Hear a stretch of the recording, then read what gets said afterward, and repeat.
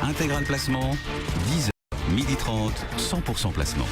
Allez, à présent, on vous apporte des idées de fonds de gestion dans lesquelles investir avec Frédéric Lorenzini. Bonjour Frédéric. Bonjour Guillaume. Vous êtes consultant chez MCV France. Frédéric, on a une question d'un de nos auditeurs, c'est Olivier qui nous écrit sur notre site bfmbusiness.com. Olivier a plusieurs milliers d'euros à placer. Il cherche un OPCVM obligataire qui soit éligible au PEA et qui, dans le même temps, verse des coupons. Bref, il cherche le produit parfait. Qu'est-ce qu'on peut lui conseiller? Je ne sais pas si c'est un produit parfait. En tous les cas, c'est un cahier des charges assez serré. Alors, ce qu'on peut lui dire, quand même, il a plusieurs milliers d'euros à placer. Il faut quand même qu'il garde à l'esprit qu'on ne met pas tous ses œufs dans le même panier. J'espère que il a déjà, s'il veut maintenant aller sur l'obligataire, déjà des actions et d'autres supports d'investissement. On ne doit pas tout mettre sur l'obligataire. Manifestement, on a un investisseur qui est inquiet sur les marchés actions. Et c'est vrai que quand on a un PEA et qu'on est inquiet sur les marchés actions, il y a plusieurs solutions pour sortir des actions dans le cadre de son PEA sans rester totalement en cash. On l'a déjà évoqué sur cette antenne. Il y a plusieurs fonds monétaires qui sont éligibles au PEA. Je pense à des fonds comme Amundi Sérénité PEA, AXA PEA Régularité, SG Liquidité PEA, Réserve Écureuil.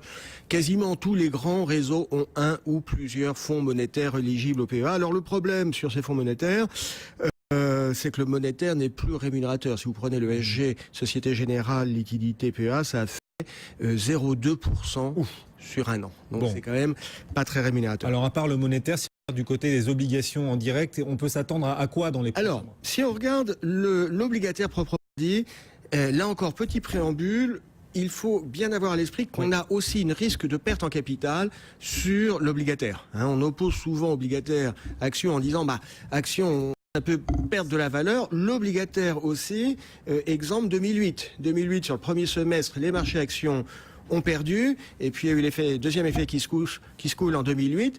Deuxième semestre, les marchés obligataires ont perdu. Donc clairement, il peut y avoir sur de l'obligataire un risque défaut. Il peut y avoir un risque de remontée des taux. Il faut se souvenir que la valorisation des obligations évolue à l'inverse de l'évolution des taux. Là, les taux sont très bas. Si les taux devaient venir à remonter, on aurait une baisse de la valeur des obligations. Absolument. Alors, dans ce cas-là, qu'est-ce qu'on fait? On essaye de neutraliser ce risque de remontée des taux en prenant des obligations ou des fonds obligataires qui ont une duration très courte. C'est-à-dire que les papiers vont être remboursés assez rapidement. Et il y a beaucoup de fonds. On voit que là, on commence, c'est ça, à avoir un cahier des charges très serré.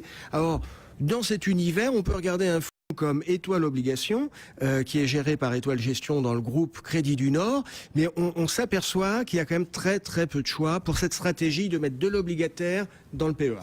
Vous conseillez à nos auditeurs, nos téléspectateurs, d'investir sur les obligations aujourd'hui?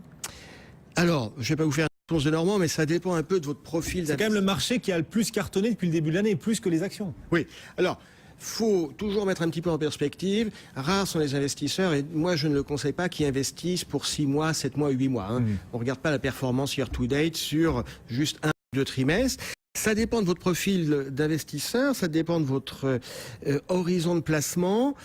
Ce qu'il y a de sûr, c'est que aujourd'hui, dans un portefeuille diversifié, bien sûr, il faut de l'obligation. Bien sûr, il faut de l'obligation, en étant sélectif. Et justement, en étant un petit peu prudent par rapport aux segments qui ont les mieux, comme vous dites, cartonnés depuis le début de l'année, parce qu'on est sur des marchés qui sont un petit peu réactifs, et ça ne veut pas dire que sur les 6 mois qui viennent, ce sont les mêmes segments qui vont bien se comporter. Et Frédéric Lorenzini et ses conseils 2 fois par semaine. Merci Frédéric d'être venu nous voir.